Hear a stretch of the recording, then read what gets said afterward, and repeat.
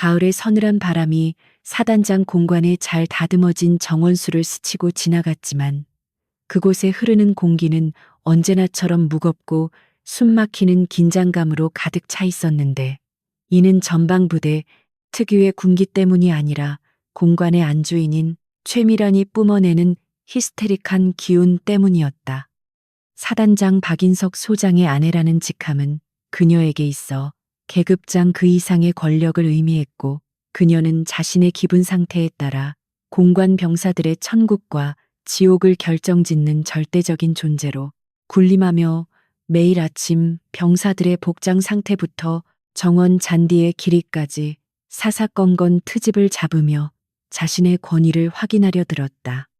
육군 사관학교를 우수한 성적으로 졸업하고 야전부대 소대장 임무를 성공적으로 마친 이지연 중위가 이곳 부관으로 발령받았을 때 그녀는 군인으로서의 명예로운 임무를 기대했지만 현실은 고위 장교 가족의 뒤치다꺼리를 하는 고급 시녀와 다를 바 없는 처지였다. 이지연 중위는 단정하게 다림질된 전투복을 입고 공관 거실 한가운데 부동자세로 서 있었는데 그녀의 눈빛은 흔들림 없이 정면을 응시하고 있었지만 속눈썹 아래 깊은 곳에는 차마 밖으로 표출하지 못한 모멸감과 회의감이 짙게 깔려 있었다. 그녀의 앞에는 최미란이 푹신한 수입 가죽 소파에 비스듬히 기대어 앉아 찻잔을 들고 있었는데 그녀의 손가락에 끼워진 화려한 보석 반지는 군인들의 검소한 생활과는 거리가 먼 사치스러움을 노골적으로 드러내고 있었고 그녀는 찻잔을 소리나게 내려놓으며 날카로운 눈초리로 지연을 쏘아보았다. 오늘 아침 최미란이 지시한 것은 규정상 명백히 금지된 사적인 심부름이었고 그것은 군용 차량을 이용해 자신의 사교 모임 친구들을 공관으로 실어 나르라는 터무니없는 요구였기에 지연은 군인으로서의 양심과 규정을 들어 정중하게 거절한 상태였다. 이 중이 지금 내 말을 못 알아들은 거야. 아니면 알면서도 내 자존심을 긁으려고 일부러 못 들은 척 하는 거야. 내가 분명히 말했지. 오늘 오후에 손님들이 오시니까 차 대기시키라고. 최미란의 목소리는 처음에는 낮게 깔리다가 문장의 끝으로 갈수록 하이톤으로 치솟으며 신경질적으로 변해갔는데 그것은 마치 칠판을 손톱으로 긁는 듯한 불쾌한 소음처럼 공관의 넓은 거실을 울렸다.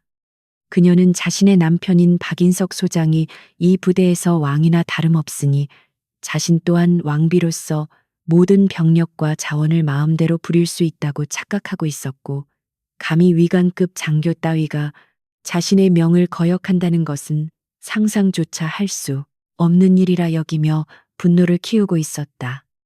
지연은 마른 침을 삼키며 다시 한번 규정을 설명하려 입을 열었지만 그녀의 목소리는 차분하고 절제되어 있어 오히려 최미란의 화를 돋우는 결과를 낳았다. 사모님 군용 차량 운행 규정상 공무 수행 목적 이외의 민간인 수송은 엄격히 금지되어 있으며 이를 위반할 시에는 배차 승인 자체가 불가능할 뿐더러 감찰 조사의 대상이 될 수 있습니다. 지연의 대답은 교과서적이고 빈틈이 없었으나 바로 그 점이 최미란의 자존심을 건드렸는데 그녀는 자신이 무시당했다고 느끼면 앞뒤 가리지 않고 폭발하는 성격의 소유자였기 때문이었다. 최미란은 자리에서 벌떡 일어나며 신고 있던 고급 실내화를 벗어 손에 쥐었는데 그 동작은 너무나 갑작스럽고 위협적이어서 곁에 서 있던 당번병조차 숨을 멈추고 얼어붙게 만들었다. 그녀의 얼굴은 분노로 붉게 달아올랐고 이성적인 판단력은 이미 마비된 상태였으며 오직 자신의 권위에 도전한 이 건방진 여군 장교를 굴복시키겠다는 오기만이 번들거리고 있었다. 순식간에 벌어진 일이었지만 지연의 훈련된 감각은 날아오는 물체를 감지했음에도 불구하고 피하지 않고 그 자리에 못 박힌 듯 서 있었는데 그것은 상관의 가족에 대한 최소한의 예우이자 군인으로서 비겁하게 도망치지 않겠다는 그녀만의 고집스러운 자존심 때문이었다. 짝 하는 날카로운 파열음과 함께 딱딱한 실내화 밑창이 지연의 뺨을 강타했고 그 충격으로 인해 그녀의 고개가 옆으로 돌아갔으며 뽀얀 피부 위에는 붉은 자국이 선명하게 떠오르기 시작했다. 거실에 있던 병사들은 경악을 금치 못하며 고개를 숙였지만 아무도 감히 나서서 말릴 생각을 하지 못했는데 이는 그동안 최미란이 보여준 무소불위의 권력 행사가 그들에게 심어준 공포심 때문이었다. 지연은 천천히 고개를 돌려 다시 정면을 응시했는데 뺨에서 느껴지는 화끈거리는 통증보다 더 참기 힘든 것은 가슴속 깊은 곳에서 끓어오르는 치욕감과 분노였으나 그녀는 입술을 꽉 깨물어 감정을 억누르고 차가울 정도로 침착한 태도를 유지했다. 그녀의 눈동자는 조금의 흔들림도 없이 최미란을 직시하고 있었는데 그 눈빛에는 분노를 넘어선 경멸과 함께 어떤 상황에서도 무너지지 않겠다는 강철 같은 의지가 담겨 있어 오히려 때린 사람인 최미란을 당황하게 만들었다. 보통의 경우라면 울음을 터뜨리거나 용서를 빌며 매달렸을 텐데 지연은 마치 바위처럼 단단하게 버티고 서서 무언의 시위를 하고 있는 듯 했기에 최미란은 기가 질리면서도 동시에 알 수 없는 불안감을 느꼈다. 건방진 것 어디서 감히 눈을 동그랗게 뜨고 쳐다봐. 내가 누군지 잊었어. 나는 사단장의 아내고 너 같은 것들은 내 말 한마디면 군복을 벗어야 한다는 걸 명심해. 최미란은 자신의 불안감을 감추기 위해 더욱 악을 쓰며 소리를 질렀고 바닥에 떨어진 실내화를 발로 차며 지연에게 다가가 삿대질을 해댔다. 그녀는 자신이 저지른 폭행이 군법상 어떤 처벌을 받을 수 있는지에 대해서는 전혀 고려하지 않았는데 지금까지 남편의 비호 아래 수많은 갑질을 저질러 왔어도 아무런 문제가 없었기 때문이었다.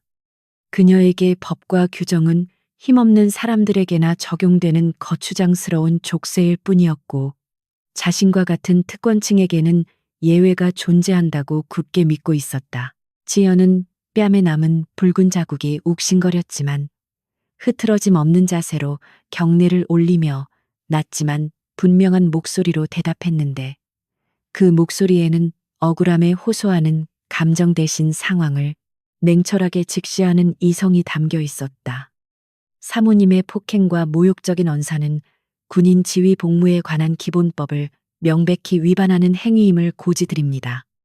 저는 대한민국 육군 장교이지 사모님의 개인 비서가 아닙니다. 그녀의 말은 기름을 부은 듯 최미란의 분노를 더욱 타오르게 만들었지만 동시에 지켜보던 병사들의 가슴 속에 작은 파동을 일으켰다. 모두가 침묵하고 복종할 때 홀로 부당함에 맞서는 지연의 모습은 그들에게 신선한 충격이자 일말의 희망처럼 느껴졌기 때문이다.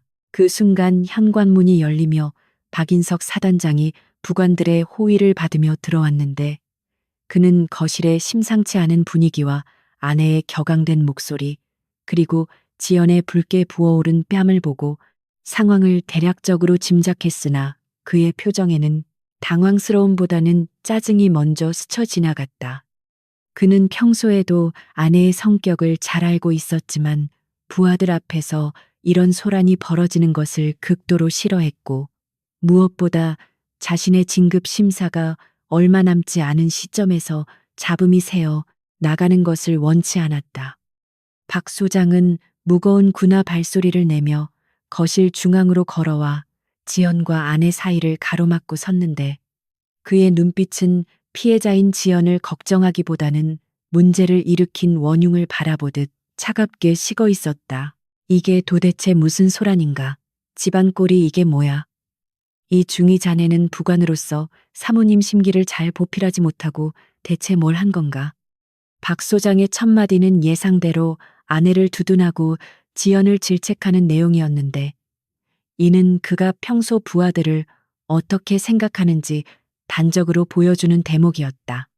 그는 정의나 규정보다는 자신의 안위와 권위를 최우선으로 여기는 전형적인 정치 군인이었고 아내의 배경이 자신의 진급에 도움이 된다고 믿었기에 집안 단속보다는 아내의 비위를 맞추는 데 급급했다. 최미라는 남편이 오자마자 마치 기다렸다는 듯이 달려가 팔짱을 끼며 거짓 눈물을 흘리기 시작했는데 방금 전까지의 기세등등하던 모습은 온데간데 없고 억울한 피해자 코스프레를 하며 지연을 모함하기 시작했다. 여보, 저 계집애가 나를 얼마나 무시했는지 알아요. 내가 부탁 하나 했다고 규정이 어쩌고 하면서 나를 범죄자 취급하잖아요. 내가 너무 기가 막혀서 훈계 좀 했더니 눈을 부라리며 대드는데 내가 무서워서 살 수가 있어야지. 최미란의 거짓말은 능청스럽고 자연스러웠으며 그녀는 교묘하게 사실을 왜곡하여 지연을 항명죄를 저지른 부하로 몰아갔다. 박 소장은 아내의 말을 듣는 둥 마는 둥 하며 지연을 노려보았는데 그는 사실 관계를 따지기보다는 이 상황을 빨리 종료시키고 싶어 했고 가장 쉬운 방법은 힘없는 부하에게 책임을 전가하고 입을 막는 것이라 판단했다. 그는 부관에게 손짓하여 다른 병사들을 모두 밖으로 내보내게 한 뒤 거실에 지현과 자신들 부부만 남게 되자 본색을 드러냈다. 이 중이 자네가 아직 군 생활을 잘 몰라서 융통성 없이 구는 모양인데 군대는 계급 사회지만 동시에 인간관계로 돌아가는 조직이야. 사모님이 조금 무리한 부탁을 했다고 해도 자네가 알아서 처리했어야지 그렇게 뻣뻣하게 굴어서야 어디 장기 복무할 수 있겠나. 박 소장의 말투는 회유를 가장한 협박이었고 그는 은근슬쩍 지연의 인사 고과와 장기 복무 문제를 거론하며 압박을 가했다. 지연은 주먹을 꽉 쥐어 손톱이 손바닥을 파고드는 고통을 느끼며 참았는데 그녀는 지금 당장이라도 이 위선적인 부부의 면상에 사표를 던지고 싶었지만 아직은 때가 아니라는 것을 본능적으로 알고 있었다. 그녀는 자신의 어머니가 항상 강조했던 군인은 감정이 아닌 이성으로 싸워야 한다는 말을 되새기며 차가운 분노를 가슴 깊은 곳에 갈무리했다. 지연은 꿋꿋한 자세를 풀지 않은 채 박 소장의 눈을 똑바로 바라보며 말했는데 그녀의 눈빛은 마치 진실을 꿰뚫어 보는 듯한 예리함이 있어 박 소장조차 순간적으로 위축되게 만들었다. 사단장님, 저는 장교로서 정당한 명령에는 복종하지만 부당한 지시와 인격 모독까지 감내할 의무는 없다고 배웠습니다. 오늘 있었던 일에 대해 정식으로 문제 제기를 하겠습니다. 그녀의 발언은 박 소장의 예상을 완전히 벗어난 것이었는데 그는 일개 중위가 감히 사단장 앞에서 이런 당돌한 말을 할 것이라고는 생각지 못했기에 얼굴이 불그락푸르락해지며 분노를 감추지 못했다. 이것은 단순한 항명이 아니라 자신의 권위에 대한 정면 도전으로 받아들여졌고 그는 이 싹수 노란 장교를 짓밟아 본보기를 보여줘야겠다고 결심했다. 박 소장은 기가 막히다는 듯 헛웃음을 흘리며 뒷짐을 지고 지연의 주위를 천천히 돌았는데 마치 먹잇감을 앞에 둔 맹수처럼 위압적인 분위기를 조성하려 애썼다. 문제 제기. 자네 지금 제정신인가? 감찰이든 헌병대든 자네 편을 들어줄 것 같아. 내 말 한마디면 자네 군 생활은 여기서 끝이야. 아니 불명예 제대라는 게 어떤 건지 뼈저리게 느끼게 해주지. 그의 협박은 구체적이고 현실적이었으며 실제로 군대라는 폐쇄적인 조직 내에서 사단장의 힘은 절대적이었기에 보통의 군인이라면 이쯤에서 꼬리를 내리고 용서를 빌었을 것이다.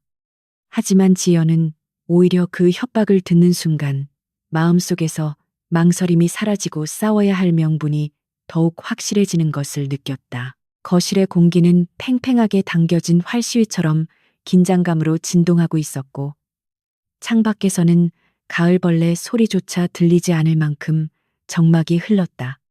최미라는 남편의 등 뒤에서 의기양양한 미소를 지으며 지연을 조롱하듯 바라보고 있었는데 그녀는 자신이 승리했다고 확신하고 있었다. 그러나 그들은 모르고 있었다. 지연이 입고 있는 전투복 안주머니에는 고성능 소형 녹음기가 작동하고 있었으며 방금 전 오고 간 모든 대화와 폭행 당시의 소리까지 생생하게 기록되고 있다는 사실을 말이다. 지연은 자신이 받은 모욕을 단순히 개인적인 불행으로 끝내지 않고 이 썩어빠진 권력을 뿌리째 흔들어 놓을 증거로 만들겠다는 계획을 세우고 있었다. 이지연 중위는 마지막으로 경례를 붙이고 뒤돌아섰는데 그녀의 발걸음은 들어올 때보다 훨씬 무거웠지만 동시에 결연한 의지로 가득 차 있었다. 현관문을 나서자 차가운 밤 공기가 뜨거워진 그녀의 뺨을 식혀주었지만 가슴속에 붙은 불은 꺼지지 않고 오히려 더욱 거세게 타올랐다. 그녀는 밤하늘을 올려다보며 서울에 있는 어머니를 떠올렸는데 대한민국 육군 최고의 지휘관이자 자신의 롤 모델인 그녀라면 이 상황에서 어떻게 했을지 자문해 보았다. 어머니라면 피하지 않으셨을 겁니다. 저 또한 물러서지 않고 끝까지 가서 저들의 오만함을 심판하겠습니다. 그녀는 어둠 속에서 조용히 맹세하며 주먹을 불끈 쥐었고 이제 막 시작된 길고 외로운 싸움을 예감하며 어둠 속으로 걸어 들어갔다. 다음 날 아침의 태양은 어김없이 떠올랐지만 사단 본부의 공기는 전날 밤의 여파로 인해 살얼음판을 걷는 듯 위태로웠는데 소문은 발없는 말이 되어 이미 부대 전체에 은밀하게 퍼져나가고 있었다.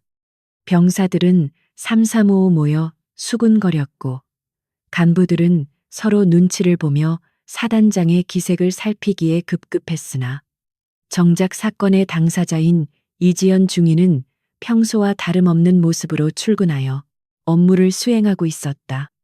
그녀의 뺨에는 어제 맞은 상처가 멍으로 남아 푸르스름하게 변해 있었지만 그녀는 화장으로 가리거나 반창고를 붙이지 않고 그 상처를 그대로 드러낸 채 당당하게 고개를 들고 다녔는데 이는 자신이 당한 부당함을 숨기지 않겠다는 무언의 시위이자 침묵하지 않겠다는 선전포고와도 같았다.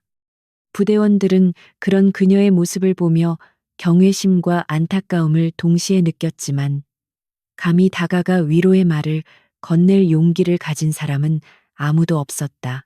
오전 10시경 사단 인사참모가 지연을 호출했는데 그의 표정은 곤혹스러움과 난처함으로 일그러져 있었고 책상 위에는 미리 작성된 서류 한 장이 놓여 있었다. 이 중위 자네도 알다시피 군대는 위계 질서가 생명이야. 어제 일은 쌍방간의 오해에서 비롯된 해프닝으로 처리하기로 윗선에서 결정이 났어.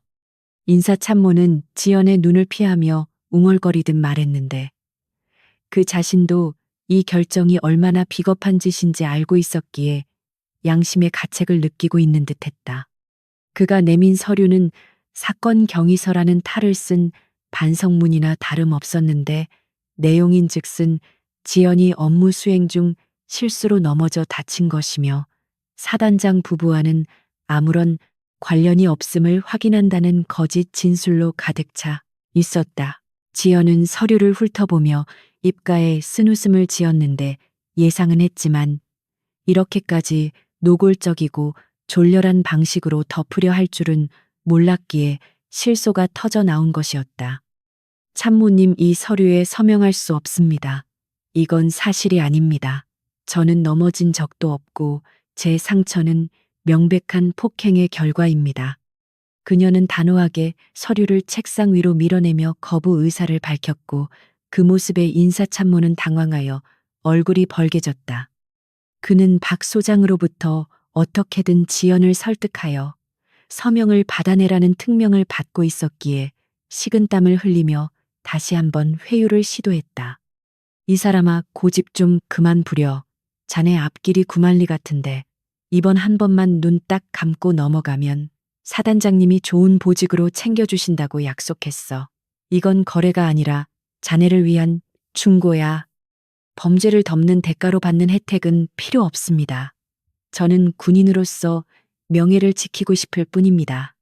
지연의 대답은 칼로 무자르듯 단호했고 더 이상의 대화가 불필요함을 시사하고 있었다. 그녀는 자리에서 일어나 경례를 하고 인사참모실을 나왔는데 등 뒤에서 저 고집불통 같은 여자가 제 무덤을 판에 파하며 탄식하는 소리가 들려왔다. 인사참모는 즉시 박 소장에게 보고했고 이 소식을 전해 들은 박 소장은 격노하여 찻잔을 집어 던지며 고래고래 소리를 질렀다. 그는 자신의 관대함을 무시하고 감히 끝까지 대항하려는 지연을 용서할 수 없었고, 이제는 회유가 아닌 확실한 징벌로 본때를 보여줘야겠다고 마음먹었다. 오후가 되자마자 인사 명령이 떨어졌는데, 그것은 지연을 최전방 GOP 부대도 아닌 부대 내에서 가장 낙후되고 깊이 되는 탄약관리 대대의 외딴 초소장으로 전출 보내는 보복성 인사 조치였다. 명목상은 순한 보직에 따른 정기 인사였지만 누가 봐도 징계나 다름없는 유배였으며, 심지어 부임 날짜는 바로 다음 날로 지정되어 있어 신변 정리할 시간조차 주지 않겠다는 악의적인 의도가 다분했다. 지연은 인사 명령서를 받아들고 잠시 손을 떨었지만 이내 평정심을 되찾고 짐을 싸기 시작했는데, 그녀는 이것이 박 소장이 보낼 수 있는 첫 번째 공격에 불과하다는 것을 알고 있었고, 앞으로 더 큰 시련이 닥쳐올 것임을 예감했다. 그날 밤 지연은 관사에서 짐을 정리하던 중 낯선 번호로 걸려온 전화를 받았는데, 수화기 너머로 들려오는 목소리는 최미란이었다. 어때? 맛이 좀 가. 내가 경고했지. 내 말 한마디면 넌 끝장이라고. 지금이라도 와서 무릎 꿇고 빌면 타냐고. 구석에 처박히는 신세는 면하게 해줄 수도 있는데. 최미란의 목소리는 조롱과 비웃음으로 가득 차 있었고, 승리감에 도취되어 술에 취한 듯 혀가 꼬여 있었다. 그녀는 지연이 절망에 빠져 울며 불며 애원하는 꼴을 보고 싶어서 전화를 건 것이었지만, 지연의 반응은 그녀의 기대를 완전히 빗나갔다. 전화 주셔서 감사합니다. 사모님 덕분에 제가 가야 할 길이 더 명확해졌습니다. 부디 건강 챙기십시오. 나중에 법정에서 뵙게 될 테니까요. 지연은 담담하게 대꾸하고 전화를 끊어버렸는데, 그 짧은 한마디는 최미란의 분노 스위치를 다시 한번 켜는 격발 장치가 되었다. 최미란은 전화기를 집어 던지며 길길이 날뛰었고, 남편에게 당장 저 여자를 헌병대에 잡아넣으라고 닥달했지만 박 소장은 아직은 때가 아니라며 아내를 말렸다. 그는 지연을 천천히 말려 죽이는 방법을 택했는데, 그것은 조직적인 왕따와 업무 배제를 통해 스스로 견디지 못하고 군복을 벗게 만드는 비열한 전략이었다. 지연은 전출 가기 전날 밤 컴퓨터 앞에 앉아 그동안 모아두었던 자료들을 정리하기 시작했는데, 공관 근무 시절 몰래 복사해둔 CCTV 영상 파일과 녹음 파일, 그리고 부당한 업무 지시가 적힌 메모들이 USB 메모리에 차곡차곡 저장되었다. 그녀는 보안이 철저한 군 내부망 대신 사설 클라우드 서버에 암호화된 상태로 자료를 백업해 두었고, 만약의 사태에 대비해 신뢰할 수 있는 외부인에게 사본을 맡기기로 결심했다. 그녀의 손가락은 키보드 위에서 빠르게 움직였고, 모니터 불빛에 비친 그녀의 얼굴은 마치 작전지도 앞에 선 지휘관처럼 비장하고 결의에 차 있었다. 다음 날 새벽 지연은 동이 트기도 전에 짐을 챙겨 트럭에 올랐는데, 배웅 나온 동료는 단 한 명도 없었다. 모두가 박 소장의 눈밖에 날까 두려워 몸을 사린 탓이었지만 지연은 섭섭해하거나 원망하지 않았다. 그녀는 백미러를 통해 멀어지는 사단본부를 바라보며 마음속으로 다짐했다. 반드시 돌아오겠다. 죄인으로서가 아니라 너희들의 죄를 심판하는 심판자로서 당당하게 다시 이 문을 통과하겠다. 트럭은 먼지를 일으키며 비포장도로를 달렸고, 지연의 새로운 전장인 외딴 탄약고 초소로 향했다. 탄약관리 대대장 역시 이미 박 소장의 언지를 받은 상태였기에 지연을 환영하기는커녕 첫 대면부터 노골적인 적대감을 드러냈다. 여기가 무슨 휴양소인 줄 아나 본데 꿈 깨는 게 좋을 거야. 사단장님이 특별히 신경 쓰라고 당부하셨으니 어디 한번 버텨봐. 대대장은 뚱뚱한 배를 내밀며 비아냥거렸고, 지연에게 장교 숙소가 아닌 병사들이 쓰다 버려진 낡은 컨테이너 막사를 배정해 주었다. 곰팡이 냄새가 진동하고 난방조차 제대로 되지 않는 열악한 환경이었지만 지연은 불평 한마디 없이 묵묵히 짐을 풀고 청소를 시작했다. 그녀에게 있어 환경의 편안함 따위는 중요하지 않았고, 오직 자신의 목표를 달성하기 위한 인내의 시간만이 중요할 뿐이었다. 지연은 낮에는 탄약고 경계 근무와 잡초 제거 등 사병들이나 할 법한 허드렛 일을 도맡아 하면서도 밤에는 촛불을 켜고 법전을 공부하며 소송 준비를 착실히 해나갔다. 그녀는 군형법과 군인사법을 파고들며 박 소장과 최미란의 행위가 어떤 조항에 위배되는지 꼼꼼하게 분석했고, 고소장을 작성하기 위해 한자 한자 정성을 들여 내려갔다.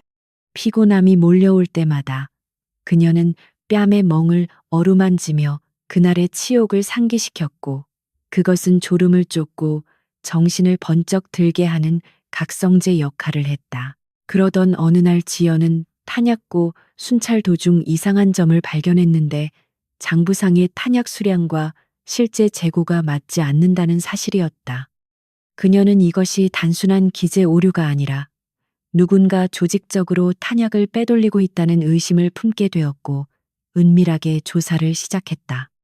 만약 박 소장 라인의 부패가 여기까지 연결되어 있다면 이것은 단순한 폭행 사건을 넘어 거대한 방산 비리 사건으로 확대될 수 있는 결정적인 단서가 될 수 있었다.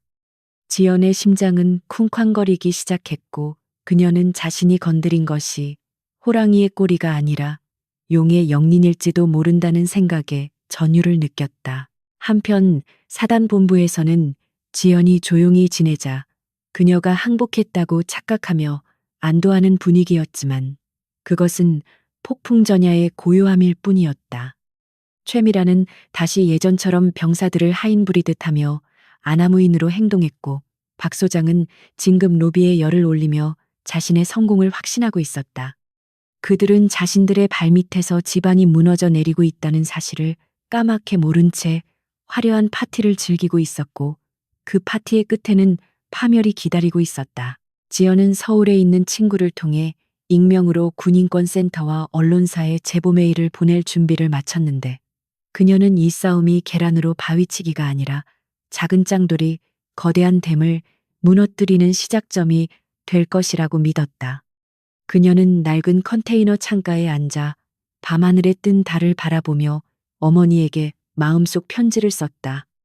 어머니, 당신이 가르쳐준 정의가 아직 이 세상에 살아있음을 제가 증명해 보이겠습니다. 지켜봐 주세요. 달빛은 그녀의 어깨를 따스하게 감싸주었고, 지연의 눈빛은 그 어느 때보다 빛나고 있었다. 이제 본격적인 반격의 서막이 올랐고, 그녀의 손에는 진실이라는 가장 강력한 무기가 들려 있었다. 지연이 배치된 탄약관리대대 제3초소는 부대 내에서도 가장 외진 곳에 위치해 있어 마치 세상과 단절된 유배지처럼 적막감이 감도는 곳이었다. 사방이 가파른 산으로 둘러싸여 있어 해가 일찍 저물었고, 밤이면 산짐승 울음소리만이 바람소리에 섞여 들려오는 음산한 곳이었으나, 지연에게는 오히려 이 고립이 축복처럼 느껴지기도 했는데, 외부의 방해 없이 자신의 계획에 집중할 수 있었기 때문이다. 하지만 박 소장의 지시를 받은 대대장의 괴롭힘은 집요하고 교묘하게 계속되었는데, 그는 지연에게 장교로서의 지휘권은 주지 않은 채 사병들이나 해야 할 진지 보수, 공사나 오물, 처리 같은 고된 육체 노동을 강요했다. 이 중위자네는 힘이 남아도는 모양이니 오늘 중으로 저 뒤쪽 배수로 정비 다 끝내놓도록 해. 인력이 부족해서 장교라고 열외는 없으니까. 대대장은 뒷짐을 지고 비릿한 웃음을 흘리며 지시를 내렸고, 지연은 묵묵히 삽을 들고 배수로로 향했다. 무릎까지 올라오는 진흙탕 속에서 삽질을 하며 땀범벅이 된 지연의 모습을 보며 병사들은 수군거렸지만, 지연은 개의치 않고 자신의 할당량을 채우기 위해 묵묵히 몸을 움직였다. 그녀의 군복은 흙투성이가 되었고, 손바닥에는 물집이 잡혔다가 터지기를 반복하여 굳은 살이 박였지만, 그녀의 눈빛만은 형형하게 살아있어 보는 이들로 하여금 함부로 대할 수 없는 기백을 느끼게 했다. 고된 일과가 끝나고 모두가 잠든 깊은 밤이 되면 지연의 진짜 싸움이 시작되었는데 그녀는 피곤에 지친 몸을 이끌고 책상 앞에 앉아 낡은 노트북을 켰다. 그녀는 낮에 작업하면서 틈틈이 관찰했던 탄약고의 출입 기록과 재고 현황을 꼼꼼하게 대조해 보았는데 의심은 점차 확신으로 바뀌어 가고 있었다. 특정 날짜마다 야간에 비인가 차량이 출입한 기록이 있었고 그 직후 탄약 재고 수량에 미묘한 변동이 있었지만 전산 기록은 조작되어 정상으로 처리되어 있었다. 지연은 이 불법 반출의 배후에 배 대장을 넘어선 더 큰 권력이 개입되어 있음을 직감했고 그 끝에는 박 소장이 있을 것이라는 합리적인 의심을 하게 되었다. 그러던 중 지연은 우연히 행정반 쓰레기통에서 찢어진 서류 조각들을 발견했는데 그것은 대대장이 실수로 파쇄하지 않고 버린 이면지들이었다. 지연은 남들이 보지 않을 때 그 조각들을 몰래 수거하여 자신의 숙소로 가져왔고 밤새 퍼즐을 맞추듯 조각들을 이어 붙이기 시작했다. 완성된 문서는 충격적이었는데 그것은 폐기 처분해야 할 구형 탄약을 민간업자에게 불법으로 매각하고 그 대금을 차명 계좌로 입금받은 내역이 적힌 장부의 일부였다. 지연의 손이 떨려왔다. 이것은 단순한 폭행 사건의 복수가 아니라 군 전체를 뒤흔들 수 있는 거대한 비리의 증거를 손에 쥔 셈이었기 때문이다. 한편 박 소장 측에서는 지연이 조용히 지내자 점차 경계심을 풀고 있었지만 여전히 그녀를 감시하는 눈길을 거두지 않고 있었다.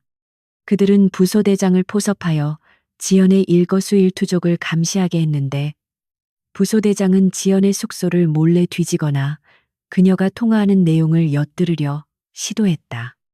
지연은 누군가 자신의 방에 침입한 흔적을 발견하고 즉시 경계태세에 돌입했다. 그녀는 중요한 자료가 담긴 USB를 방 안 천장 환풍구 속에 숨겨두고 노트북에는 가짜 파일들을 깔아두어 적을 교란시키는 치밀함을 보였다. 지연은 더 이상 혼자서 감당하기 어렵다고 판단하고 외부의 조력을 구하기로 결심했는데 그녀가 떠올린 사람은 군사법연수원 동기이자 현재 국방부 검찰단에서 일하고 있는 강민호 소령이었다. 강소령은 정의감이 투철하고 타협을 모르는 성격 탓에 윗선의 견제를 받고 있었지만 지연이 가장 신뢰할 수 있는 유일한 인물이었다. 지연은 공중전화를 이용해 암호를 섞어 그에게 메시지를 남겼고 며칠 뒤 휴가를 핑계로 부대를 빠져나와 비밀리에 그를 만날 약속을 잡았다. 접선 장소는 서울 외곽의 허름한 국밥집이었는데 지연은 모자를 깊게 눌러쓰고 주변을 살피며 식당 안으로 들어갔다. 구석 자리에 앉아있던 강민호 소령은 지연의 야윈 얼굴과 거친 손을 보고 놀라움을 금치 못했지만 이내 진지한 표정으로 그녀의 이야기를 경청했다. 지연이 내민 USB와 복구한 문서 사진들을 본 강소령의 눈동자가 커졌다. 이건 상상을 초월하는군. 박 소장이 단순히 안에 치마폭에 쌓인 팔불출인 줄 알았더니 뒤로는 이런 짓을 벌이고 있었어. 그는 주먹으로 테이블을 치며 분노했지만 동시에 걱정스러운 눈빛으로 지연을 바라보았다. 지연아, 이건 너무 위험해. 네가 감당할 수 있는 수준이 아니야. 이쯤에서 손 떼고 나한테 넘겨. 내가 어떻게든 처리할게. 하지만 지연은 고개를 저으며 단호하게 거절했다. 아니야. 이건 내 싸움이야. 내가 시작했고 내가 끝내야 해. 오빠는 법적인 지원만 해줘. 내가 내부에서 더 확실한 증거를 잡아낼 테니 그때 터뜨려줘. 지연의 고집을 꺾을 수 없다는 것을 잘 아는 강소령은 한숨을 내쉬며 고개를 끄덕였다. 알았다. 대신 약속해. 절대 무리하지 않겠다고. 그리고 위험하다 싶으면 바로 연락해. 내가 군복을 벗는 한이 있어도 널 지켜줄 테니까.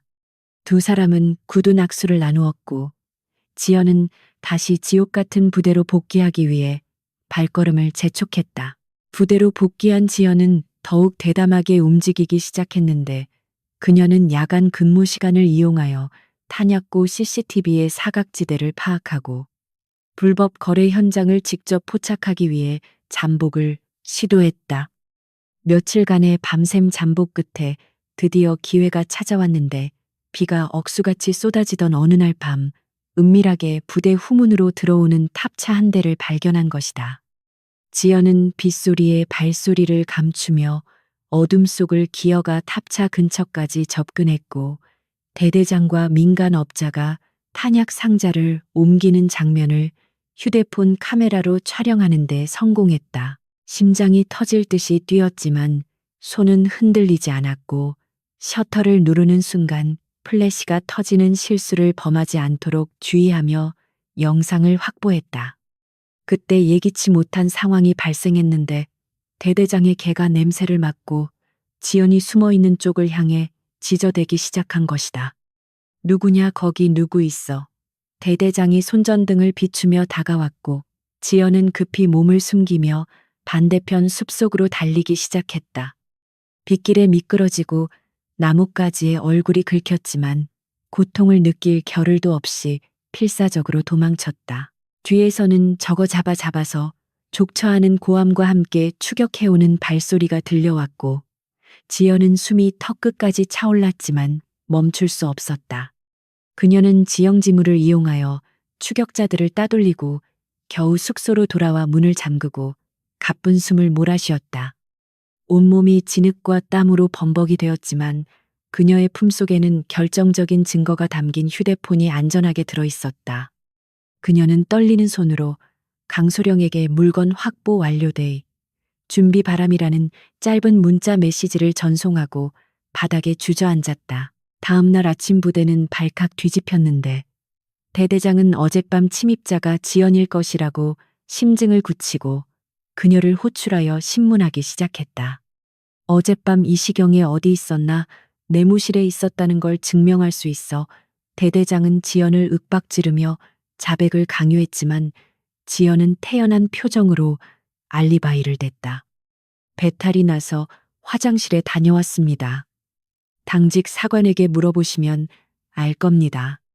그녀는 미리 당직 사관이 졸고 있을 때 화장실에 가는 척하며 시간을 벌어두었던 것이 신의 한 수였다. 대대장은 의심을 거두지 않았지만 물증이 없어 지연을 돌려보낼 수밖에 없었고 대신 더욱 강도 높은 감시를 붙였다.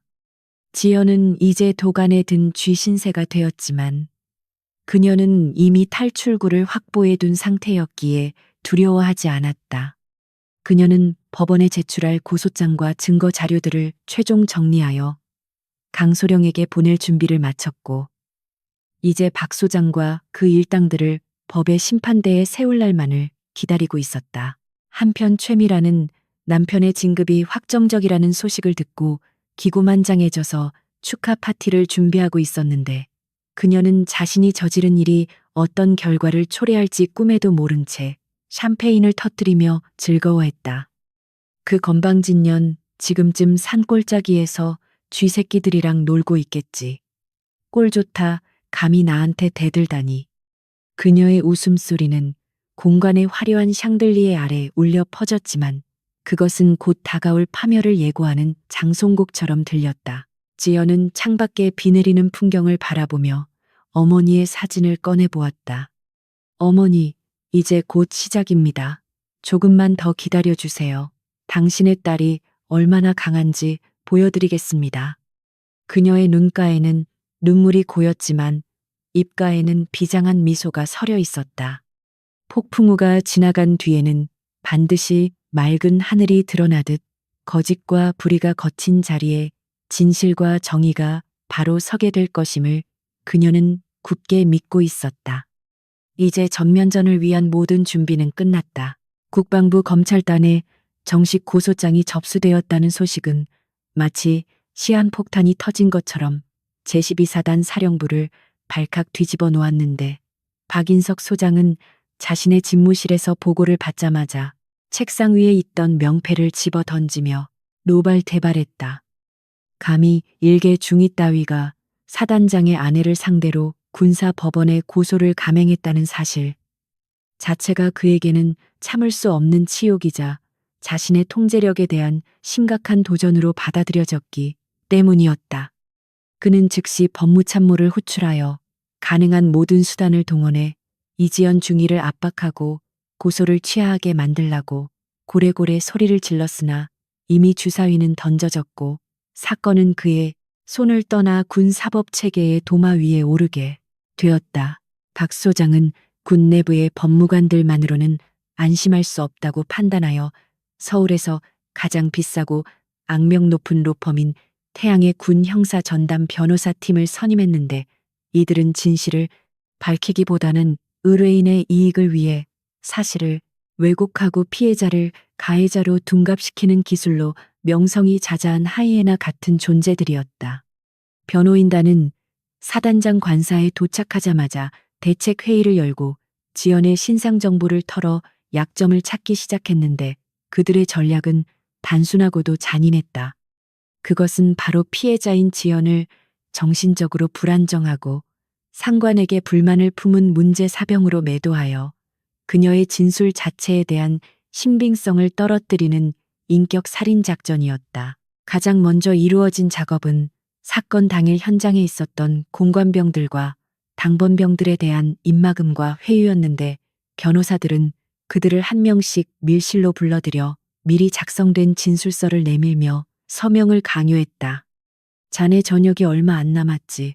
괜히 쓸데없는 정의감에 불타서 헛소리하다가 영창 가고 제대 늦어지고 싶지 않으면 눈 딱 감고 우리가 시키는 대로 해. 그들은 병사들의 약한 고리인 군 복무 기간과 사회 진출 후의 불이익을 미끼로 협박을 일삼았고 힘없는 병사들은 양심의 가책을 느끼면서도 권력의 공포 앞에서 굴복할 수밖에 없었다. 결국 목격자 진술은 모두 조작되었고 지연이 먼저 사모님을 모욕하고 위협적인 태도를 보였다는 거짓 증언들이 차곡차곡 쌓여갔다. 한편 최미라는 변호인단의 코치를 받아 대대적인 여론몰이에 나섰는데 그녀는 평소 즐겨 입던 화려한 명품 옷과 보석들을 모두 벗어던지고 검소하고 수수한 옷차림으로 갈아입은 비기자 회견을 자청했다. 군부대 앞에는 수많은 취재진이 몰려들었고 최미라는 카메라 플래시 세례를 받으며 고개를 푹 숙인 채 눈물을 훔치는 연기를 펼치기 시작했는데 그녀의 연기력은 타의 추종을 불허할 만큼 탁월했다. 그녀는 떨리는 목소리로 자신이 군 간부들을 자식처럼 아끼고 사랑해왔지만 지연 중위의 일탈 행동으로 인해 씻을 수 없는 상처를 입었다고 호소하며 피해자 코스프레를 완벽하게 수행했다. 저는 그저 우리 아들 같은 병사들을 위해 좀 더 세심하게 챙겨달라고 부탁했을 뿐인데 이중희가 갑자기 공격적인 태도로 돌변하여 저에게 욕설을 퍼부었습니다. 저는 너무 놀라고 무서워서 저도 모르게 방어적인 행동을 했을 뿐인데 그것이 폭행으로 둔갑될 줄은 꿈에도 몰랐습니다. 최미란의 거짓말은 생중계로 전파를 탔고 여론은 순식간에 그녀를 동정하는 쪽으로 기울기 시작했다. 인터넷 댓글창에는 요즘 젊은 장교들 군기가 빠졌다. 사모님이 얼마나 무서웠으면 그랬겠냐. 하극상 아니냐는 식의 지연을 비난하는 글들이 도배되었고 지연은 하루아침에 국민 역적으로 몰리는 상황에 처하게 되었다. 산골짜기 탄약고 초소에서 낡은 TV를 통해 이 장면을 지켜보던 지연은 주먹을 꽉 쥐어 손바닥에 피가 맺힐 정도로 분노를 억누르고 있었지만 그녀는 결코 무너지거나 동요하는 기색을 보이지 않았다. 그녀는 저들의 쇼가 화려하면 화려할수록 나중에 밝혀질 진실의 파괴력이 더 커질 것이라는 것을 알고 있었기에 지금의 모욕을 묵묵히 견뎌내기로 결심했다.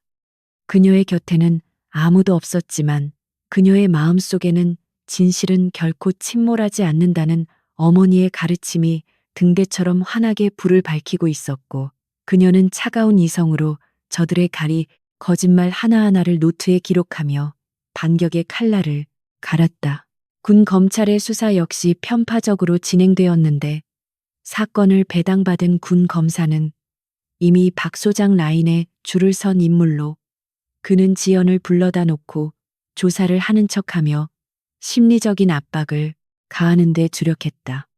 조사실의 공기는 차갑고 무거웠으며 지연은 변호인 하나 없이 홀로 그 숨 막히는 공간에 앉아 있었지만 그녀의 눈빛만은 형형하게 살아있어 검사를 주눅들게 만들었다.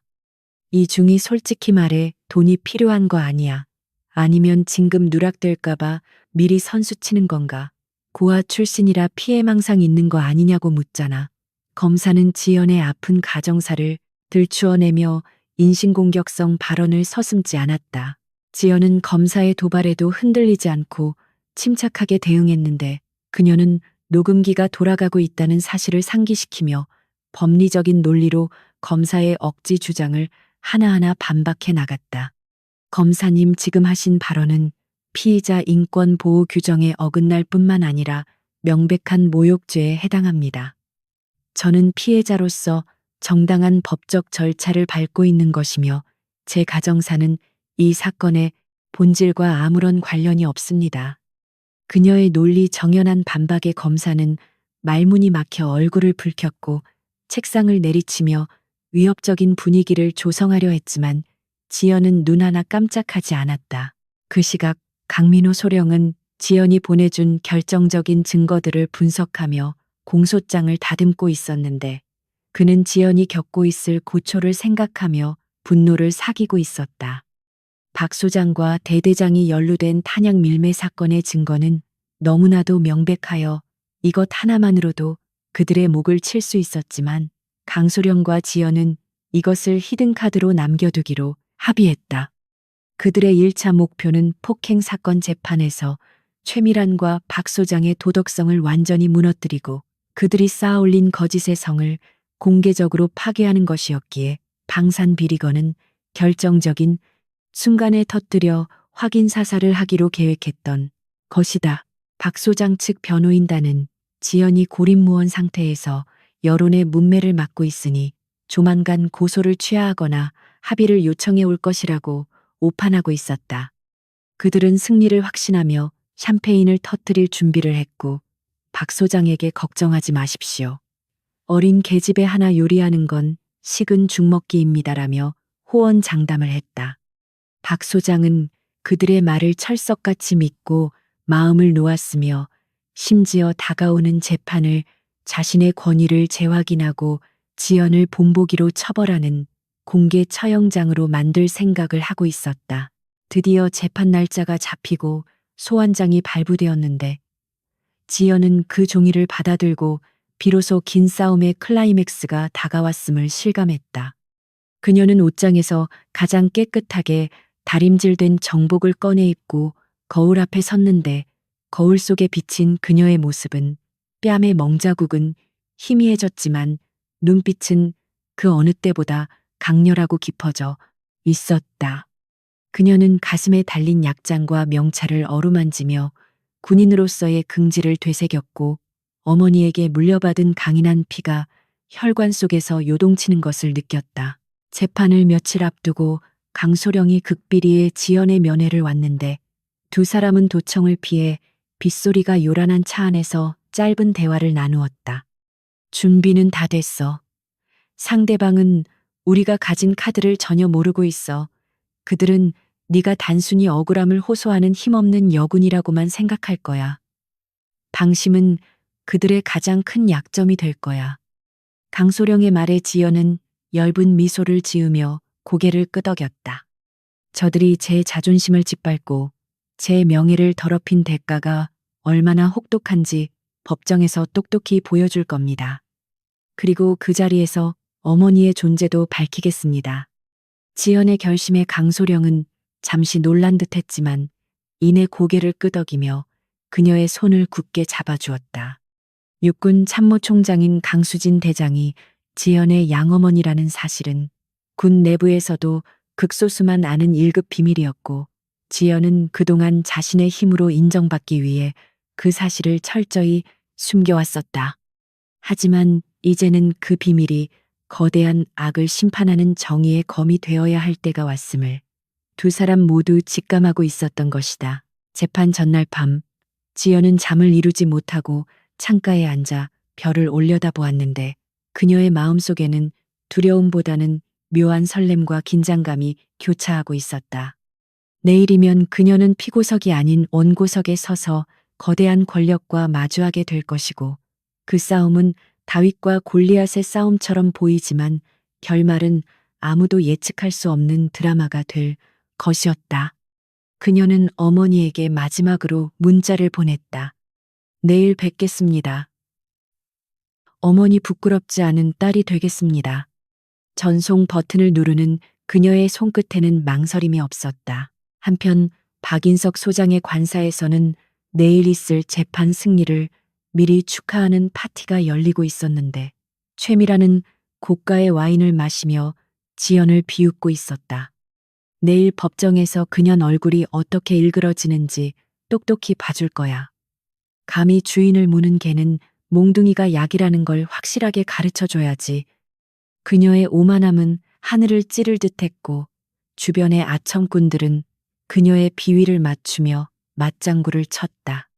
그들은 내일 법정이 자신들의 무덤이 될 것이라고는 상상조차 하지 못한 채 밤새도록 술을 마시고 떠들어댔다. 날이 밝았고 군사 법원 앞은 이른 아침부터 취재진과 시위대들로 북적였는데 박 소장 측에서 동원한 관변단체 회원들이 지연을 규탄하는 피켓을 들고 구호를 외치고 있었다.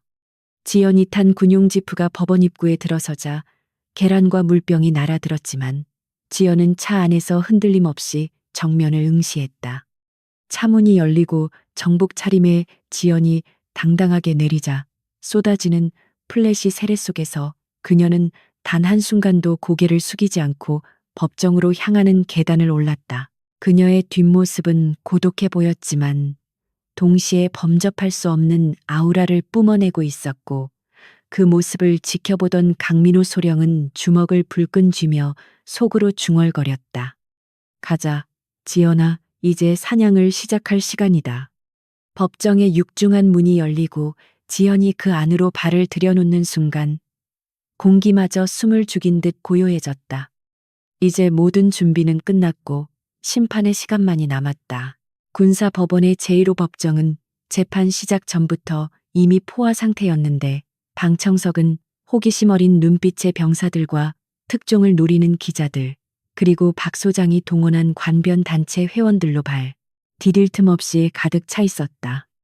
재판장석에 앉은 3명의 군판사들은 무표정한 얼굴로 서류를 넘기고 있었지만 그들의 눈빛은 이미 피고인석이 아닌 사단장 부부가 앉아있는 방청석 상석을 향해 미묘한 굽신거림을 보내고 있어 이 재판의 결말이 이미 정해져 있음을 암시하는 듯했다. 엄숙해야 할 법정의 공기는 박 소장 측 변호인단이 뿜어내는 오만함과 방청객들의 웅성거림으로 인해 마치 시장통처럼 어수선했고 지연은 그 소란스러운 공간의 한가운데 홀로 고립된 섬처럼 앉아 재판장의 개정 선언만을 기다리고 있었다. 그녀의 변호를 맡은 국선 변호 장교는 경험이 일천한 풋내기 중이었는데 그는 상대편의 화려한 변호인단을 보자마자 기가 죽어 서류만 만지작거릴 뿐 지연에게 어떤 도움도 주지 못하고 있었다. 지금부터 피고인 최미란에 대한 군형법상 초병 폭행 및 모욕 혐의에 관한 공판을 개시하겠습니다.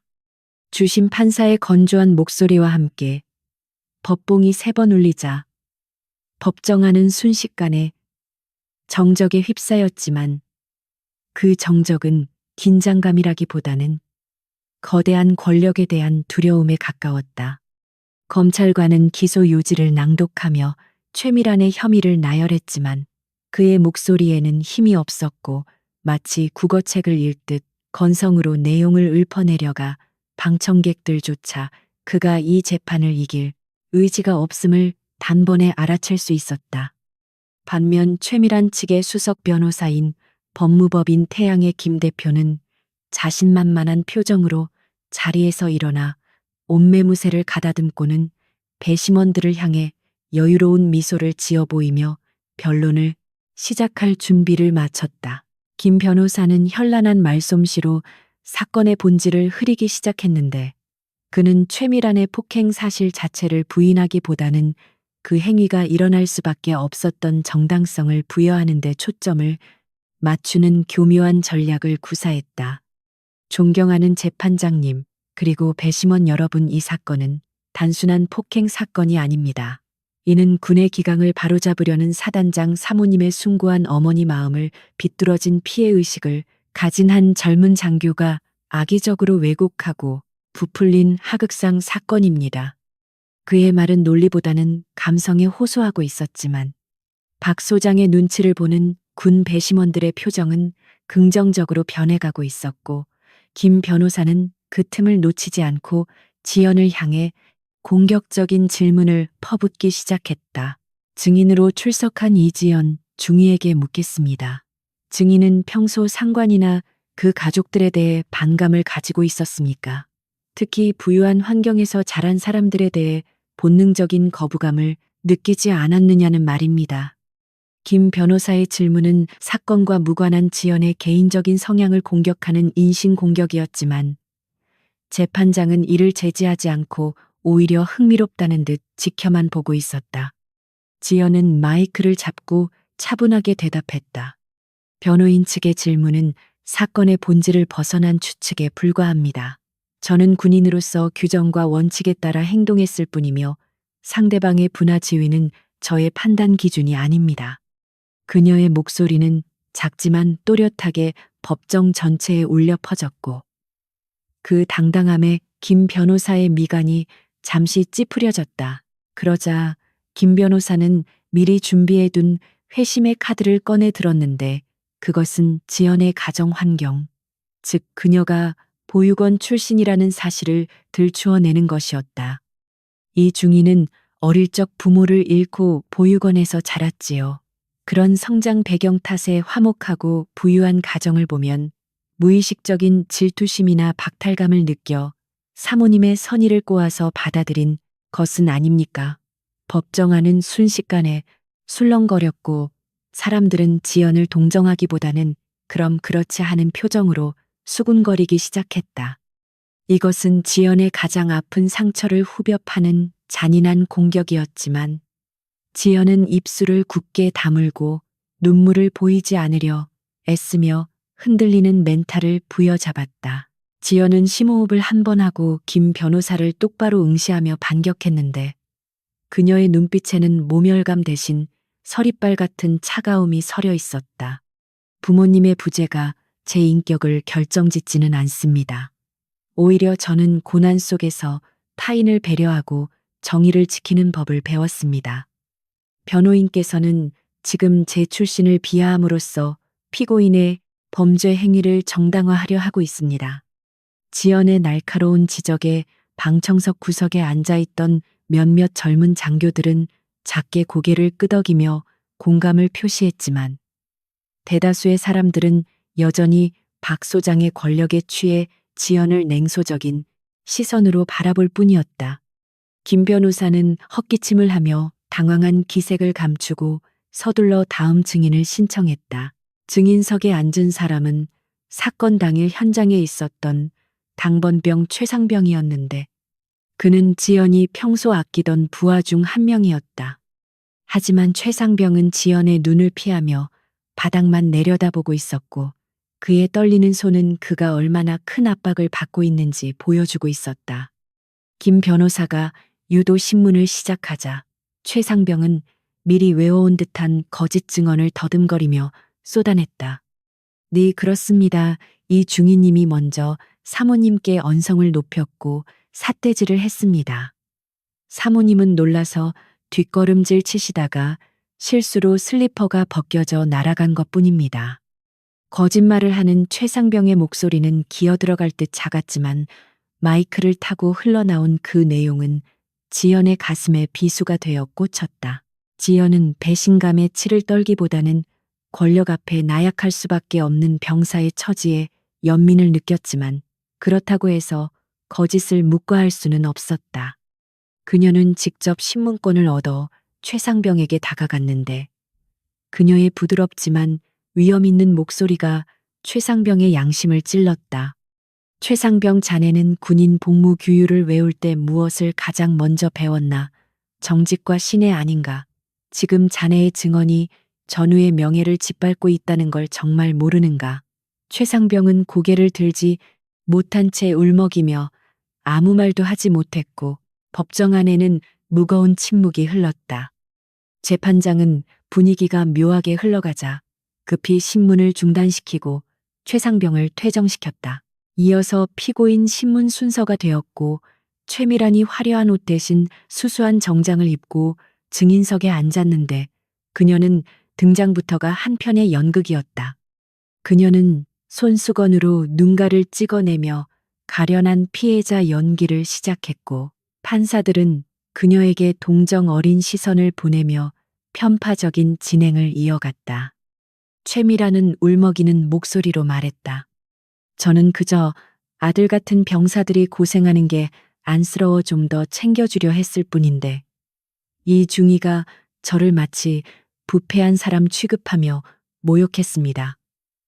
제 남편의 얼굴에 먹칠을 하는 것 같아 너무나 수치스러웠습니다.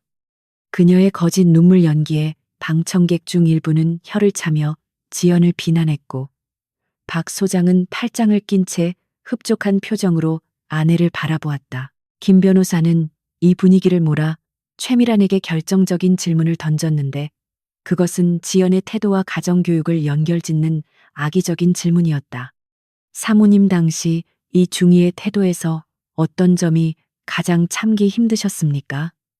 혹시 기본적인 예절 교육을 받지 못한 사람, 특유의 무례함 같은 것을 느끼셨습니까? 최미라는 기다렸다는 듯이 고개를 세차게 끄덕이며 본색을 드러냈다. 네, 맞아요. 딱 그거예요. 부모 없이 자라서 그런지 어른에 대한 공경심이나 기본 예의가 전혀 없더라고요. 가정교육을 제대로 받지 못한 티가 너무 나서 제가 인생 선배로서 따끔하게 훈계 좀 하려 했던 것 뿐입니다. 최미란의 그 발언은 법정 안의 공기를 순식간에 얼어붙게 만들었는데 그것은 단순한 비난을 넘어선 명백한 인격 모독이자 차별 발언이었기 때문이었다.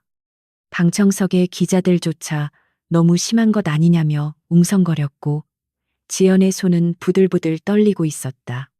그녀는 자신의 어머니인 강수진 대장이 자신을 얼마나 엄격하고 올바르게 키웠는지 그리고 자신이 얼마나 노력하여 이 자리에 섰는지를 부정당하는 것 같아 참을 수 없는 분노를 느꼈다. 하지만 그녀는 폭발하는 대신 차갑게 가라앉았는데 그것은 폭풍이 몰아치기 직전의 고요함과도 같았다. 지연은 천천히 자리에서 일어나 재판장에게 발언권을 요청했고 재판장은 마지못해 허락했는데 지연은 뚜벅뚜벅 걸어 최미란의 코앞까지 다가갔다. 피고인은 방금 제 가정교육을 운운하셨습니다. 그렇다면 묻겠습니다. 사단장의 아내라는 지위가 타인의 인격을 짓밟고 폭력을 행사할 권한까지 부여합니까? 당신이 말하는 그 고상한 가정교육에서는 사람을 노예처럼 부리고 때려도 된다고 가르칩니까? 지연의 목소리는 비수처럼 날카로웠고 최미라는 예상치 못한 기백에 눌려 잠시 주춤했다. 최미라는 곧바로 표정을 일그러뜨리며 소리를 질렀다. 이게 어디서 말대꾸야. 네가 감히 나를 가르치려 들어. 그러니까 네가 부모 없는 자식이라는 소리를 듣는 거야. 천한 것들은 어쩔 수 없다니까. 그녀의 입에서 터져나온 막마른 법정 전체를 충격에 빠뜨렸고 박 소장조차 아내의 실언에 당황하여 자리를 박차고 일어날 뻔했다. 최미라는 흥분을 가라앉히지 못한 채 계속해서 지연을 모욕했는데 그녀는 자신이 이 법정의 여왕이며 누구도 자신을 건드릴 수 없다는 착각에 빠져 스스로 무덤을 파고 있었다. 바로 그 순간 굳게 닫혀있던 법정의 출입문이 굉음을 내며 활짝 열렸고 헌병들의 우렁찬 구호 소리가 법정의 소란을 단숨에 잠재웠다. 육군 참모 총장님 입장하십니다. 전체 기립 갑작스러운 상황에 사람들은 영문을 모른 채 얼어붙었고 입구에서는 서늘한 기운과 함께 압도적인 카리스마를 뿜어내는 한 여성이 수행원들을 대동하고 걸어 들어오고 있었다. 그녀의 어깨에 달린 별 4개가 법정의 조명을 받아 눈부시게 빛났고 그녀의 시선은 정확하게 증인석에 앉아 있는 최미란과 피고인석의 박 소장을 향해 꽂혔다. 재판장과 판사들은 혼비백산하여 자리에서 튀어 일어나 거수경례를 했고 박 소장은 사색이 되어 입을 다물지 못했다. 강수진 대장은 꼿꼿한 자세로 법정 중앙을 가로질러 걸어오며 지연을 향해 부드러운 미소를 지어 보였는데 그 미소는 딸을 지키러 온 어머니의 따뜻함과 동시에 적들을 쓸어버리러 온 장군의 냉혹함을 모두 담고 있었다. 최미라는 상황 파악이 안 된 채 멍하니 서 있다가 강 대장의 얼굴을 보고 나서야 자신이 건드린 부모 없는 천한 것의 진짜 정체를 깨닫기 시작했다. 법정 안의 공기는 이제 완전히 뒤집혔고 진정한 심판의 시간이 도래했음을 알리는 전조가 무겁게 내려앉았다. 육군 참모총장 강수진 대장의 등장은 법정의 공기 흐름을 단숨에 바꾸어 놓았는데 그것은 마치 거센 태풍이 몰아치기 직전의 고요함처럼 모든 사람들의 호흡을 멈추게 만들어 법정 안에는 오직 그녀의 군화 발소리만이 또각또각 울려 퍼질 뿐이었다. 별 4개가 새겨진 성판이 달린 정모와 화려한 약장이 부착된 정복은 그녀가 대한민국 육군의 정점임을 증명하고 있었으며 그녀가 내뿜는 서늘한 카리스마는 좌중을 압도하여 감히 숨조차 크게 쉴 수 없게 만들었다. 재판장석에 앉아있던 군판사들은 혼비백산하여 의자를 뒤로 밀며 기립했고 떨리는 손으로 거수경례를 올렸는데 그들의 얼굴은 공포와 경외심으로 하얗게 질려 있었다. 강수진 대장은 재판장의 경례를 가볍게 받아넘기고 곧바로 증인석과 피고인석을 향해 걸어갔는데 그녀의 시선은 마치 먹잇감을 노리는 매처럼 날카롭게 빛나고 있었고 그 시선 끝에는 사색이 된 박인석 소장과 영문을 몰라 당황한 최미란이 있었다.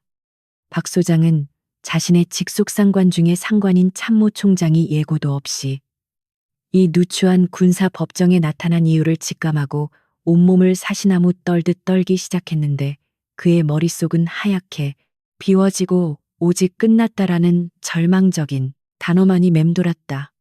그는 자리에서 벌떡 일어나 부동자세를 취했지만 다리가 풀려 휘청거렸고 이마에서는 식은땀이 비오듯 쏟아져 내리고 있었다. 최미라는 군 계급 체계에 대해 깊이 알지 못했기에 강 대장의 등장이 무엇을 의미하는지 즉각적으로 파악하지 못하고 있었으나 남편의 비굴한 태도와 법정 안에 얼어붙은 분위기를 통해 심상치 않은 일이 벌어졌음을 본능적으로 감지했다.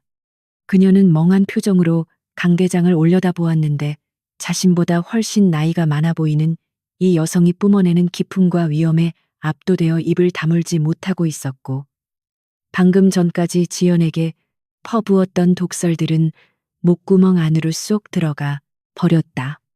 강 대장은 그런 최미란을 벌레 보듯 차가운 눈빛으로 일별한 뒤 곧장 피고인석 옆에 홀로 서 있는 이지연 중위에게 다가갔다.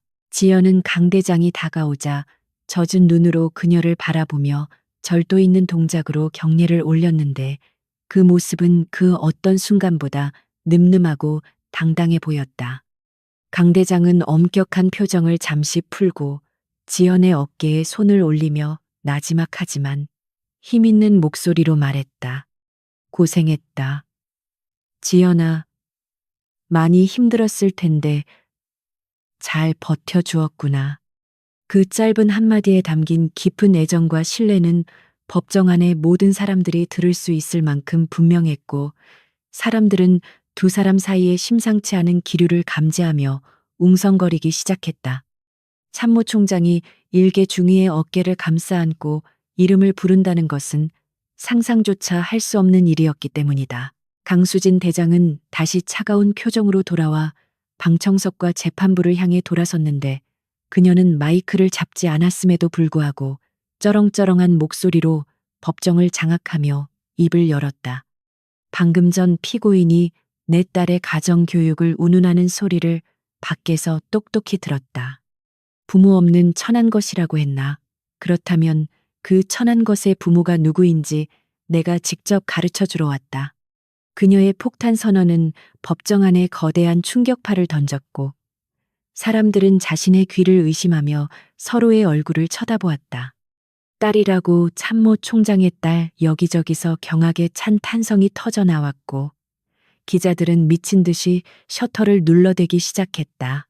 박인석 소장은 그 말을 듣는 순간 다리에 힘이 풀려 그 자리에 주저앉고 말았는데 그는 자신이 건드린 상대가 누구인지 비로소 깨닫고 영혼이 빠져나가는 듯한 공포를 느꼈다. 자신이 그토록 무시하고 짓밟으려 했던 힘없는 여군 중위가 사실은 육군 최고 권력자인 참모 총장의 딸이었다니.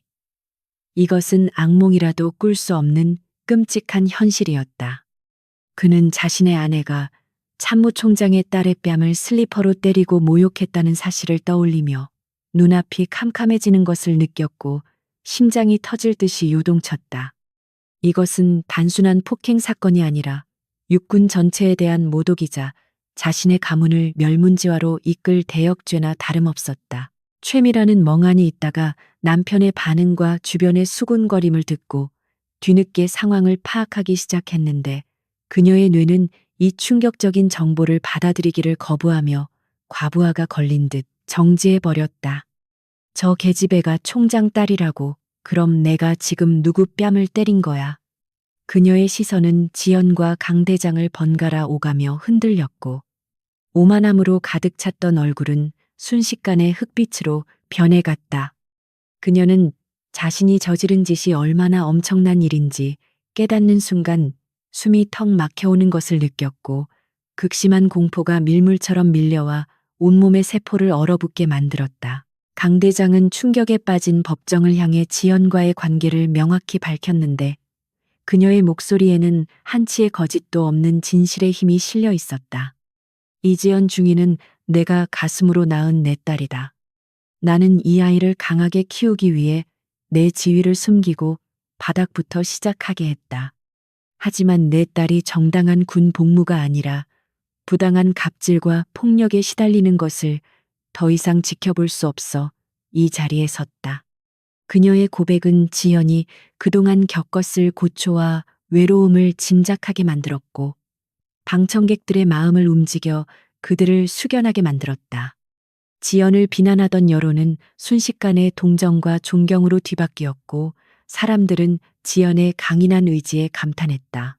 최미라는 강 대장의 말을 들으며 극심한 현기증을 느꼈는데 하늘이 무너져 내리는 것 같은 절망감과 공포가 그녀의 의식을 갉아먹기 시작했다. 그녀는 자신이 그동안 지연에게 했던 모욕적인 언사들과 폭행 장면들이 주마등처럼 스쳐 지나가며 소름이 끼쳤다. 감히 천한 것이 부모 교육을 못 받아서라고 비웃었던 그 말이 부메랑이 되어 자신의 목을 조여오고 있었다. 그녀는 참모 총장의 서슬퍼런 눈빛과 마주치자 더 이상 버티지 못하고 허흑하는 외마디 비명과 함께 눈을 까디집으며 바닥으로 쓰러져 버렸다. 법정은 순식간에 아수라장이 되었는데 쓰러진 최미란을 부축하려는 사람들과 이를 취재하려는 기자들이 뒤엉켜 혼란이 빚어졌다. 박 소장은 기절한 아내를 흔들어 깨우려 했지만 그의 손은 덜덜 떨리고 있었고 입에서는 의미를 알 수 없는 신음소리만 새어나왔다. 여보 정신 차려. 아이고 우린 다 죽었어. 그의 비참한 절규는 법정의 높은 천장에 메아리치며 그의 몰락을 알리는 장송곡처럼 들렸다. 변호인단의 김 변호사 역시 얼굴이 창백해져서 서류 가방을 챙겨 슬그머니 뒤로 물러나려 했으나 이미 늦었다는 것을 알고 망연자실한 표정을 지었다. 강수진 대장은 쓰러진 최미란을 냉정하게 내려다보며 혀를 찼는데 그녀의 표정에는 일말의 동정심도 찾아볼 수 없었다. 죄를 지었으면 벌을 받아야지 도망칠 곳은 없다. 깨워서 피고인석에 앉혀라. 재판은 아직 끝나지 않았다. 그녀의 추상 같은 명령에 헌병들이 달려들어 최미란을 일으켜 세우고 의료진을 호출하는 등 부산을 떨었다. 강 대장은 재판장석을 향해 고개를 돌리며 서늘하게 말했다. 재판장, 이 재판을 공정하게 진행해라. 내 딸이라서가 아니라 대한민국 군인의 명예를 걸고 진실을 밝혀라. 재판장은 식은땀을 닦으며 떨리는 목소리로 네, 알겠습니다. 총장님 명심하겠습니다라고 대답했고 법봉을 두드려 장례를 정리했다. 이제 재판의 주도권은 완전히 지연 쪽으로 넘어왔고 박 소장 측이 준비했던 모든 거짓 증언과 조작된 증거들은 휴지 조각이 되어버렸다. 지연은 소란이 가라앉기를 기다렸다가 준비해온 비장의 카드를 꺼내 들었는데 그것은 바로 사건 당일의 상황이 고스란히 담긴 녹음 파일과 CCTV 영상이 담긴 USB였다.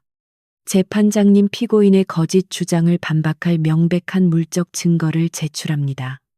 대형 스크린을 통해 재생된 영상은 충격적이었는데 최미란이 지연에게 욕설을 퍼붓고 실내화를 벗어 뺨을 때리는 장면이 고화질로 생생하게 흘러나왔다.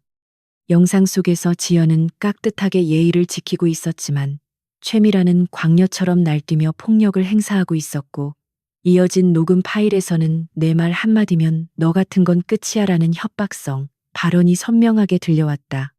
법정 안의 모든 사람들은 경악하며 입을 다물지 못했고 여기저기서 분노 섞인 야유가 터져나왔다. 최미란은 의식을 되찾았지만 자신의 추악한 모습이 만천하에 공개되는 것을 보고 수치심에 얼굴을 감싸 쥐고 오열했다. 아니야, 저건 조작이야. 내가 안 그랬어.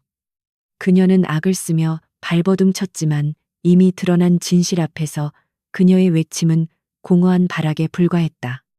박 소장은 고개를 푹 숙인 채 아무 말도 하지 못하고 있었는데 그는 이미 자신의 군 생활뿐만 아니라 사회적 생명까지 끝났음을 뼈저리게 느끼고 있었다.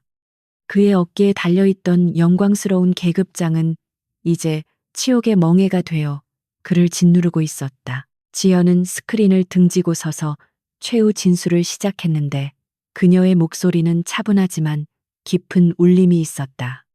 저는 오늘 한 개인의 복수를 위해 이 자리에 선 것이 아닙니다. 권력 뒤에 숨어 부하를 노예처럼 부리고 인격을 짓밟는 잘못된 관행을 끊어내기 위해 섰습니다. 계급은 존중받아야 하지만 그것이 인권 위에 군림할 수는 없습니다. 그녀의 진술은 법정에 있는 모든 군인들의 가슴을 뜨겁게 만들었고 방청석에 있던 병사들은 눈시울을 붉히며 그녀를 바라보았다. 강민호 소령은 변호인석에 앉아 흐뭇한 미소를 지으며 지연을 바라보았는데 그는 그녀가 얼마나 훌륭한 군인으로 성장했는지 확인하고 가슴이 벅차올랐다. 그는 추가로 박 소장과 대대장이 연루된 탄약 밀매 및 횡령 사건에 대한 증거 자료를 재판부에 제출하며 행기를 박았다. 본 변호인은 피고인 박인석 소장을 군용물 횡령 및 직권 남용 혐의로 추가 고발합니다. 여기 그 증거들이 있습니다. 강소령의 추가 폭로는 법정을 다시 한번 뒤집어 놓았고 박 소장은 완전히 넋을 잃고 바닥에 쓰러질 듯 비틀거렸다. 법정 밖에서 대기하고 있던 헌병 수사관들이 법정 안으로 들이닥쳤고 박 소장에게 체포 영장을 제시하며 수갑을 채웠다. 박인석 소장, 당신을 군형법 위반 혐의로 긴급 체포합니다. 변호인을 선임할 권리가 있으며 미란다 원칙이 고지되는 동안 박 소장은 저항 한번 하지 못하고 끌려나갔고 최미란 역시 위증 및 폭행 혐의로 구속되는 처지가 되었다. 화려했던 사단장 부부의 몰락은 순식간에 이루어졌고 그들의 오만함이 초래한 비참한 최후였다. 강수진 대장은 딸이 싸워 이기는 모습을 끝까지 지켜보며 눈가에 맺힌 눈물을 몰래 훔쳤다. 그녀는 지연에게 다가가 말없이 꼭 안아주었는데 그 포옹은 수천 마디의 말보다 더 큰 위로와 격려가 되었다. 잘했다. 내 딸 정말 자랑스럽다. 어머니의 품에서 지연은 그동안 참아왔던 눈물을 터뜨렸고 두 모녀의 뜨거운 포옹은 법정을 감동의 물결로 채웠다. 기자들은 이 역사적인 순간을 놓치지 않고 카메라에 담았고 정의의 승리라는 헤드라인이 실시간으로 전송되었다. 재판이 끝나고 법정 문을 나서는 지연의 앞에는 수많은 병사들이 도열하여 그녀에게 경례를 올렸다. 그것은 강요에 의한 것이 아니라 진심에서 우러나온 존경의 표시였으며 지연은 그들의 눈빛에서 희망을 보았다. 하늘은 맑게 개어 있었고 따스한 햇살이 지연의 어깨 위로 쏟아져 내렸다. 그녀는 이제 더 이상 외로운 싸움꾼이 아니었으며 정의를 지키는 참된 군인으로서 새로운 길을 걸어갈 준비가 되어 있었다. 세상을 떠들썩하게 했던 이른바 사단장 부인 갑질 사건의 재판 결과는 대한민국 군사법 역사에 남을 기념비적인 판결로 기록되었는데 군사법원은 피고인 박인석에게 징역 5년과 불명예의 전역을 그리고 최미란에게는 징역 2년의 실형을 선고하며 법정 구속했다. 재판부는 판결문에서 고위장교의 가족이라는 이유로 타인의 인격을 짓밟은 행위는 용납될 수 없으며 특히 군수물자를 횡령하여 사리사욕을 채운 박인석의 죄질은 군의 기강을 뿌리째 흔드는 중대 범죄라고 질타했다. 화려했던 사단장 공관의 주인들은 이제 차가운 교도소의 독방에서 수인 번호가 적힌 죄수복을 입고 자신들의 오만함이 초래한 비참한 말로를 곱씹어야 했으며 그들이 쌓아올린 부와 명예는 하루아침에 신기루처럼 사라져 버렸다. 박인석 라인이라 불리며 승승장구하던 부패한 장교들에 대한 대대적인 숙청 작업도 속전속결로 진행되었는데 사건을 은폐하려 했던 인사참모와 거짓 수사를 주도한 군검사 그리고 탄약 횡령에 가담했던 탄약 대대장 등이 줄줄이 구속되거나 옷을 벗었다. 국방부는 이번 사건을 계기로 전군에 걸친 고위직 가족 갑질 실태 조사와 방산비리 특별 감사를 실시하겠다고 발표했고 썩은 환부를 도려내는 개혁의 바람이 거세게 불기 시작했다. 병사들은 뉴스에서 부패한 간부들이 연행되는 장면을 보며 환호했고 군 내부 게시판에는 정의가 살아있음을 보여준 이지연 중위를 응원하는 글들이 쇄도하여 마비될 지경이었다. 모든 소란이 가라앉고 계절이 바뀌어 산골짜기 타냐고 초소에도 따스한 봄 기운이 스며들기 시작했을 때 지연은 조용히 짐을 싸고 있었는데 그녀는 영웅 대접을 받으며 화려하게 복귀하는 대신 초심으로 돌아가기를 원했다. 그녀는 자신에게 쏟아지는 언론의 인터뷰 요청과 방송 출연 제의를 모두 정중하게 거절했고 오직 군인으로서의 본분에만 충실하겠다는 뜻을 밝혔다. 짐 가방을 챙겨 막사를 나서는 그녀의 표정은 그 어느 때보다 평온해 보였는데 뺨에 남아있던 멍자국은 완전히 사라졌고 그 자리에는 시련을 이겨낸 사람만이 가질 수 있는 단단한 내공과 여유가 자리 잡고 있었다. 지연이 떠나는 날 탄약관리대대의 연병장에는 전 부대원이 자발적으로 모여 그녀를 배웅하는 진풍경이 벌어졌는데 예전에는 그녀를 왕따시키고 괴롭혔던 병사들도 이제는 진심 어린 존경의 눈빛을 보내고 있었다. 중위님 죄송했습니다. 그리고 정말 존경합니다.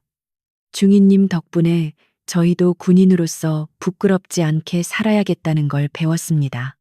대표로 나선 분대장의 말에 지연은 밝은 미소를 지으며 고개를 끄덕였고 병사들은 거수경례로 그녀의 앞길을 축복해 주었다. 그것은 계급에 의한 강요된 복종이 아니라 인간 대 인간으로서 나누는 진정한 전우애의 표현이었기에 지연의 가슴을 뭉클하게 만들었다. 서울로 돌아온 지연은 육군본부의 총장 집무실에서 어머니인 강수진 대장과 마주 앉았는데 두 사람은 공적인 자리에서는 상관과 부하의 관계를 유지했지만 사적인 공간에서는 영락없는 모녀 사이로 돌아갔다. 강 대장은 딸에게 따뜻한 차를 따라주며 그동안 못다 한 이야기를 꺼냈다. 많이 힘들었지, 내가 좀 더 일찍 개입했어야 했나 하는 후회도 들었지만 네가 스스로 해결해내는 모습을 보고 싶었단다. 너는 내 기대를 훨씬 뛰어넘는 훌륭한 군인이 되었어. 어머니의 칭찬에 지연은 수줍게 웃으며 찻잔을 만지작거렸는데 그녀는 어머니의 깊은 뜻을 이해하고 있었기에 원망보다는 감사의 마음이 더 컸다. 어머니, 저는 이번 일을 겪으면서 힘이라는 것이 어떻게 쓰여야 하는지 뼈저리게 느꼈습니다. 박 소장처럼 남을 짓밟는 데 쓰는 힘은 폭력이지만 어머니처럼 남을 지키고 정의를 세우는 데 쓰는 힘은 진정한 권위라는 것을요. 지연의 성숙한 대답에 강 대장은 흐뭇한 미소를 지으며 고개를 끄덕였다. 그녀는 딸이 단순히 계급이 높은 군인이 아니라 올바른 가치관을 가진 지휘관으로 성장했음을 확인하고 안심했다. 강 대장은 서랍에서 서류 봉투 하나를 꺼내 지연에게 건넸는데 그것은 지연의 다음 보직 명령서였고 그 내용은 지연의 예상과는 전혀 다른 것이었다. 보통 이런 일을 겪은 후에는 보상 차원에서 국방부나 육군 본부 같은 편안하고 안전한 정책 부서로 발령이 나는 것이 관례였지만 지연이 받은 명령서에는 최전방 수색대대 중대장 보직이 적혀 있었다. 사실 이것은 지연이 인사사령부에 직접 탄원서를 내어 자원한 곳이었는데 그녀는 참모총장의 딸이라는 꼬리표에 기대어 편안한 길을 가는 것을 거부하고 가장 험하고 힘든 곳에서 다시 한번 자신의 능력을 증명해 보이길 원했던 것이다. 강 대장은 그런 딸의 고집을 꺾을 수 없다는 것을 알기에 허락했고 오히려 그런 딸이 더욱 자랑스러웠다. 그곳은 여기보다 훨씬 춥고 힘들 거다. 그리고 넌 이제 혼자가 아니라 수많은 부하들의 생명을 책임져야 하는 지휘관이야. 어깨가 더 무거워질 텐데 감당할 수 있겠니? 어머니의 걱정. 어린 질문에 지연은 자리에서 일어나 절도 있게 경례를 붙이며 대답했다. 네, 자신 있습니다. 저는 어머니의 딸이자 대한민국 육군 장교 이지연입니다. 그 어떤 시련도 저를 무너뜨릴 수 없다는 것을 이미 증명해 보이지 않았습니까? 부끄럽지 않은 지휘관이 되어 돌아오겠습니다. 그녀의 목소리에는 한치의 망설임도 없었고 눈빛은 봄햇살처럼 찬란하게 빛나고 있었다. 강 대장은 자리에서 일어나 딸을 꼭 안아주었는데 두 여인의 포옹은 서로에게 전하는 가장 강력한 응원이자 약속이었다. 집무실을 나선 지연은 복도를 걸어가며 창밖으로 보이는 연병장을 내려다보았는데 바람에 펄럭이는 태극기가 그녀를 반겨주는 듯했다.